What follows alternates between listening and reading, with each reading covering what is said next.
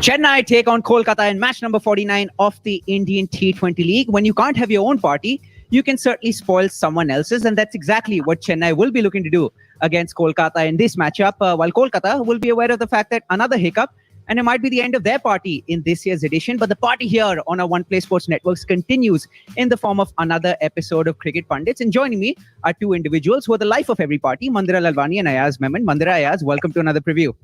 Thank you, Anubhav. Very much. Mandira, we'll kick things off with you. Your thoughts going into this one, and we can go into your player picks after that as well. You know, exactly as you said, Chennai will look to spoil the party for your dear home team, which is Kolkata. I mean, Chennai, as we've discussed umpteen times now, has absolutely nothing to lose. They're playing for pride, you know, and obviously they're on their way out, etc. But for Kolkata, it's very, very important to win. It's crucial that they get wins in both their matches because their net run rate is terrible.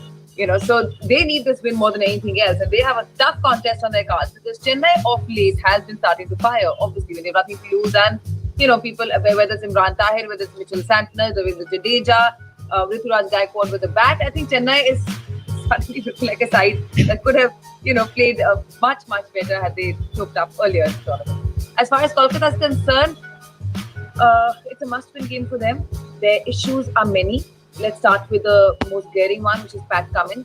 Bought for so much money, and he's a specialist bowler. Yes, he does not contribute much with the bat, and I feel that he has not done justice at all to his price tag or the expectations that were of him. In that scenario, what do you do? Is this time to sit him out? Perhaps not. You know, but then Andre Russell is the other one. He's been plagued with injury. Now he's not going to be withdrawn from his participation in the Lanka Premier League, which means that his injury is not quite okay, which means he probably won't play in this match. So Kolkata has a lot of issues going on. Also, Dinesh Karthik, we've discussed that also time and time again, that he's just not found the right spot to come in and bat. Maybe they should save him for the death as far as batting is concerned. And even in the previous match that we saw against Punjab, when they were completely bundled out, it was like after Ian Morgan, there was nothing there, you know, and the team, the batting lineup literally fell off the cliff, and that was the end of that story. So the depth in the Kolkata batting lineup, or the lack of it, is definitely going to be troublesome for them yet again, especially with the news suddenly fired up Chennai, you know, on their way out and looking to spoil the party. To choose my three players from each of the teams, okay, let's start with Chennai because it's fairly easy. Definitely Imran Tahir. Sam Curran has been the revelation of this tournament as far as I'm concerned. He's young, he's an all-rounder, he's fantastic, he has a lot of potential. And thirdly, Dhoni, just to see how he spoils the party. And moving on to Kolkata, I think their issues remain the same. The unsettled batting order, the inconsistency of it. If I had to look out for players to watch for, definitely Varun Chakravarti. He's been Ayaz's pick through the tournament, and I have to agree with him there. As far as Dinesh Karthik is concerned, I wonder where he'll be played and whether he genuinely is handy with the bat finally. And I wonder whether they would consider putting in Tom Banton to open, putting Nitish Rana down the order, and just, you know, elongating the batting prowess, really, so to speak. So those are my three. Thank you so much, Mandira. Ayaz, Mandira touched upon this. How do you solve Kolkata's batting issues? You know, they're never off to a flyer. I think that matchup against Delhi that took place in the recent past was certainly an outlier when they got off to a solid start. But in every single match, they find themselves 10 for 3, 20 for 3, 20 for 4. And then there's too much left to do for the likes of Owen Morgan and Pat Cummins, who isn't even a specialist batsman. So how do you solve that? So, I mean, look, it's too late to solve the problem or start solving the problem now. By now, they should have solved it because this is their, you know, last-ditch effort.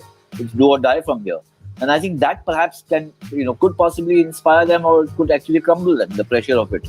The fact remains that, you know, it's been the most up and down team in the tournament. Chennai kind of faded out very early. We knew Chennai is not going to go anywhere. But Kolkata have always been giving the impression that, oh, if something clicked, then they would be in the top 4. They could even go ahead. You know, but something, what is that something? Nobody knew. So Sunil Narayan, he's not getting wickets. Pat Cummins, he's not getting wickets. Suddenly you have Lockie Ferguson coming in getting wickets. Varun Chakravarti has been the most consistent bowler.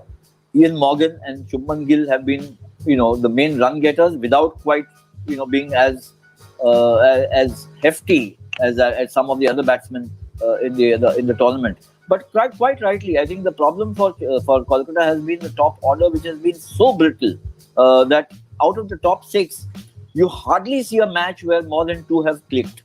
You know, even if it's a cameo, somebody makes a quick fire 30, 28, which can lead the team from a 150 to a 170 score, has not been happening.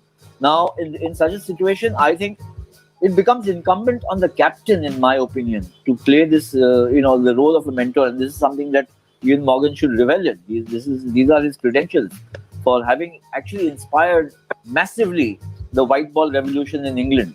They went on to win the World Cup. They are a damn good T20 team.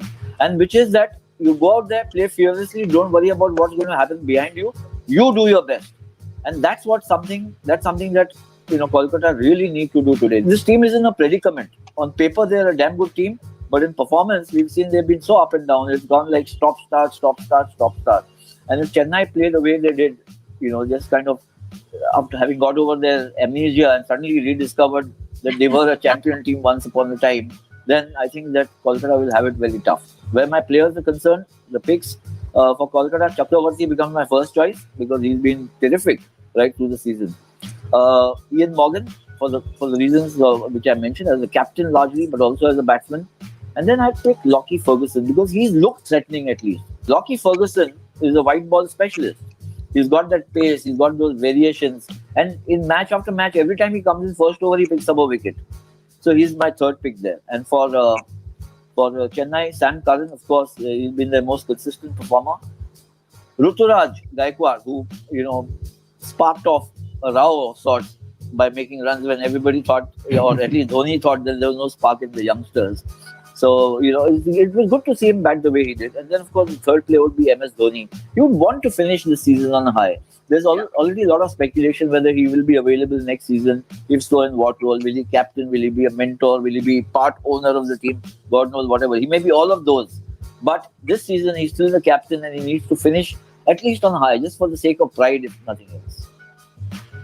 Brilliant. I'm sure Ayaz must have been chuffed to bits when Varun Chakravarti got picked in the T20 squad for the Australia tour, as others in the cricket fraternity as well. Mandira, your prediction for this one between Chennai and Kolkata? I want Kolkata to win just to keep things interesting within the tournament. Chennai, I'm really on the fence on this one. And Chalo, I want Kolkata to win for you, Anubhav. I think if they can iron out whatever we spent out, it should be, it's on a good day, and we've seen it, like I said, it's up and down and up and down. But the ups have been very, very prolific and very, very emphatic. We need to find that up space. So Kolkata. Fantastic, Mandira. That's exactly why I have your number saved as BFF in my phone. Ayaz, your prediction for this one? Well, you won't save my number because I'm going to pick Chennai. Brilliant. Thank you so much, Ayaz. Thank you so much, Mandira. Certainly should be an enthralling encounter, given what's at stake, especially for Kolkata. And a big thank you to all of viewers for having joined us for another episode of Cricket Pundits. And we look forward to your continued company and participation throughout the course of this Indian T20 League. Until next time, stay safe, take care, and cheers.